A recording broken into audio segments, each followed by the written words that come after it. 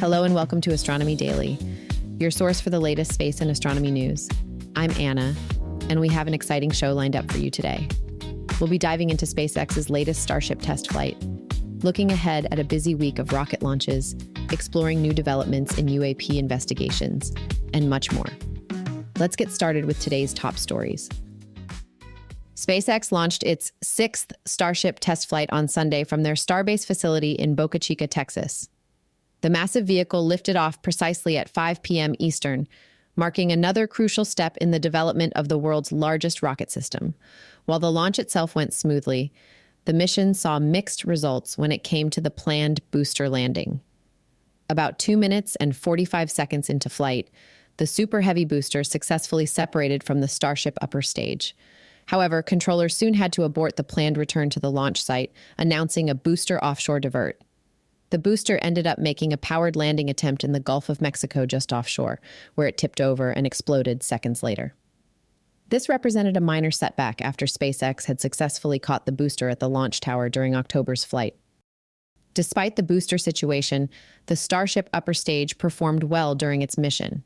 The vehicle, designated Ship 31, successfully executed a brief engine restart test in space, an important capability needed for future orbital missions. SpaceX intentionally pushed the vehicle's limits during re-entry, testing the thermal protection system and flap controls under more extreme conditions than previous flights. The Starship made it through re-entry mostly intact, though there was some visible damage to a flap and parts of the heat shield. After a flight lasting 65 minutes, it made a soft splashdown in the Indian Ocean, where it could be seen floating on its side in daylight conditions that allowed for excellent video coverage of the landing.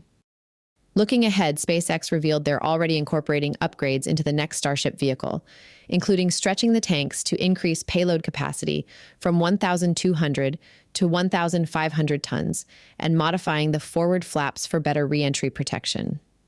The rapid 6-week turnaround between flights was possible because the limited changes fell within the scope of their existing FAA launch license. Space enthusiasts are in for an action-packed week ahead with multiple launches scheduled across the globe. Rocket Lab is taking center stage with 2 missions launching just days apart. From their Wallops facility in Virginia, they're preparing to launch the classified Leidos Mission 2, which will test experimental hypersonic technologies for the Department of Defense using a modified version of their Electron-rocket called HASTE. Meanwhile, on the other side of the world at their New Zealand launch site, Rocket Lab will send up another Electron carrying 5 satellites for French company Kinéis.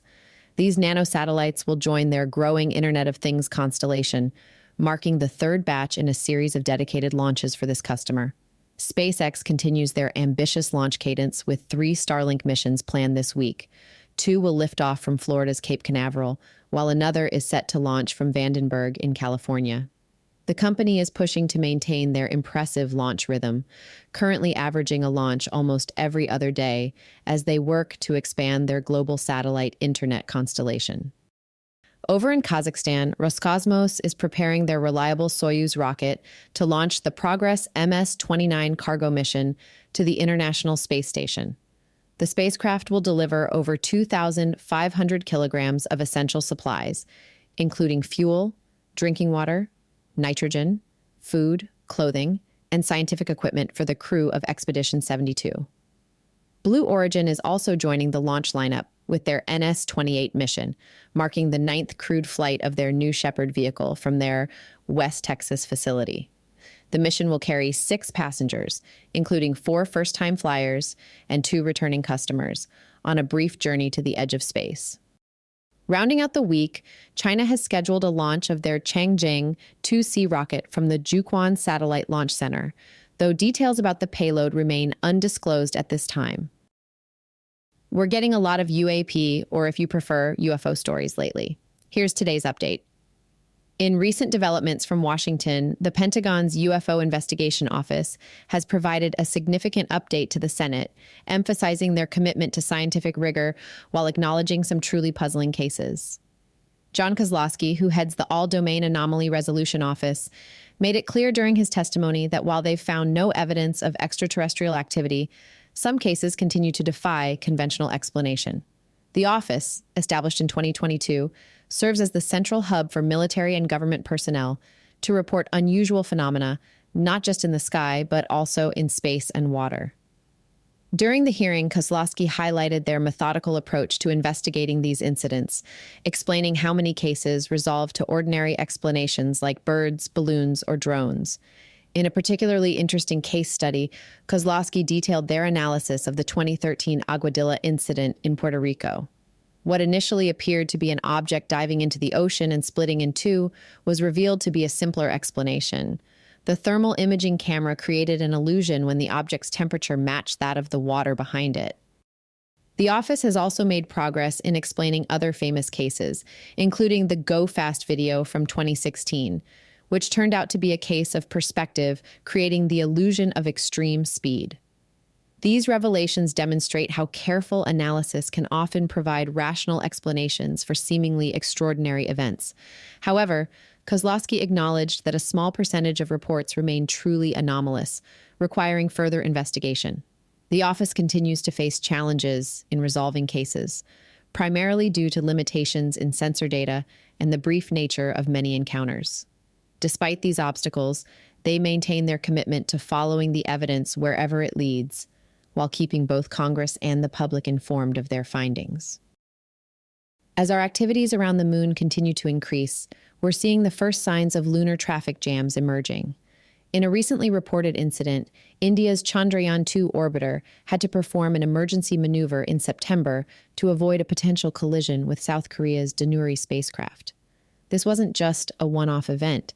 It's becoming a regular occurrence in lunar orbit. The situation highlights a growing challenge in space exploration. These spacecraft, along with NASA's Lunar Reconnaissance Orbiter, all share similar polar orbits around the moon.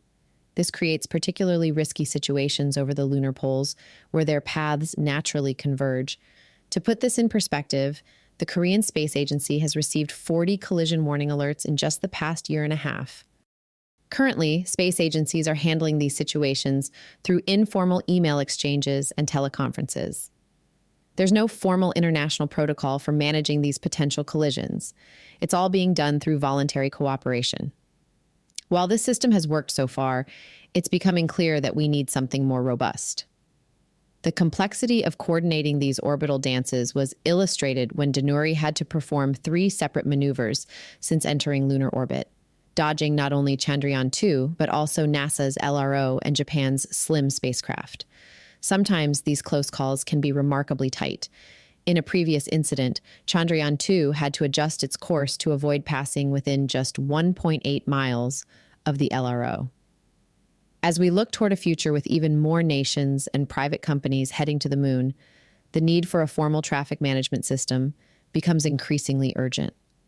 Space agencies are now calling for an international platform to share information and establish clear protocols for managing these orbital intersections, similar to what we have for satellites in Earth orbit. Exciting developments are coming from Rocket Lab as they make significant strides toward the launch of their new Neutron-rocket. The company has announced they're targeting mid-2025 for the vehicle's debut flight, with commercial operations set to begin in 2026. This timeline shows remarkable progress, especially considering the project was announced just over 3 years ago with a budget of $250 to $300 million. The launch schedule looks promising, with plans to conduct 1 test flight in 2025, ramping up to 3 launches in 2026, and increasing to 5 missions in 2027. Beyond that, they're aiming for at least 7 launches annually. What's particularly noteworthy is that they've already secured their first commercial customer, a constellation operator who signed up for 2 missions in 2026, with options for additional launches. The Neutron rocket itself is an impressive piece of engineering. Standing at 141 feet tall, this partially reusable vehicle will be capable of lifting nearly 29,000 pounds to low Earth orbit.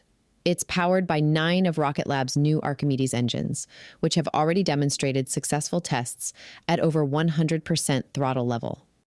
Construction is well underway, with significant progress on several key components. The distinctive Hungry Hippo nose cone has entered mechanical testing, while the second stage has already completed its first fueling test. Meanwhile, the launch pad at Wallops Island, Virginia is nearing completion, featuring a massive 165-ton steel launch mount and newly installed propellant tanks. This represents more than just a new rocket. It's a strategic move by Rocket Lab to address what they see as a critical bottleneck in launch capacity, particularly for national security missions.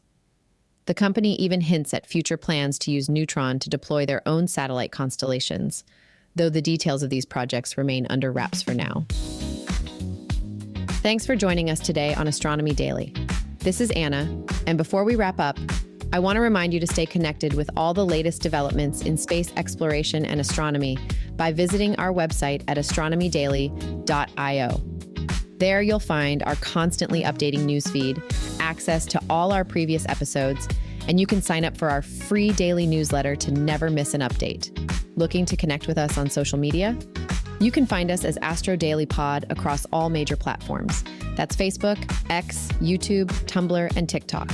Keep exploring the cosmos with us, and I'll catch you on our next episode.